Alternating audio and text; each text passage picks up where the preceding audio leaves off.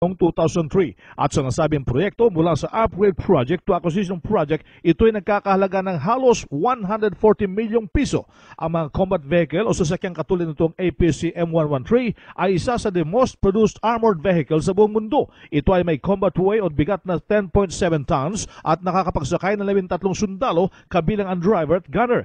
Bahagi lamang ito ng modernization program ng Armed Forces of the Philippines at ayon kay Major General Eduardo Oban, ang Deputy Chief of Staff for Plan at kasalukuyan ding Vice Commander ng Philippine Air Force. Ayon kay Philippine Army Chief Lieutenant General Arturo Ortiz, ang pagdating nito ng mga bagong sasakyan para sa kasunduluhan ay lalo magpapataas sa moral ng mga tropa sa kanilang mga misyon. Kahapon ay binasbasa ng mga military priest ang 250 bagong 6x6 trucks na Philippine Army sa isang simpleng seremonyang ginanap sa grandstand ng Philippine Army Headquarters sa Fort Bonifacio na pinangunahan ni Army Chief Lieutenant General Arturo Ortiz at dinaluhan ng mga Regional Field Commanders ng Philippine Army.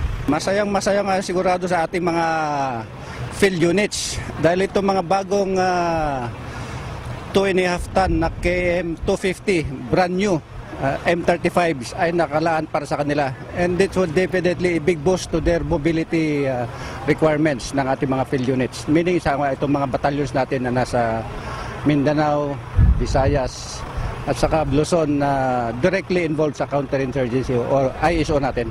Saan po nang galing itong mga sasakyan ito, sir? Ito galing po sa Korea, and this will complement yung mga KM450 na dati nating inissue last year. About 700 na KM450 na pang medium truck. So ito'y bahagi ng ating AFP modernization program? No, this is part of the capability upgrade program ng Philippine Army.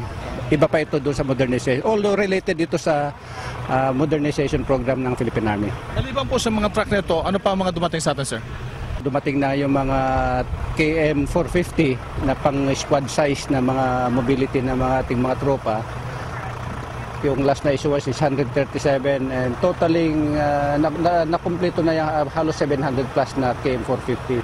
And this is to complement further yung mobility requirements ng ating mga field units. Si Philippine Army Chief Lieutenant General Arturo Ortiz, RH 911, Bing Formento ng DZRH Nationwide.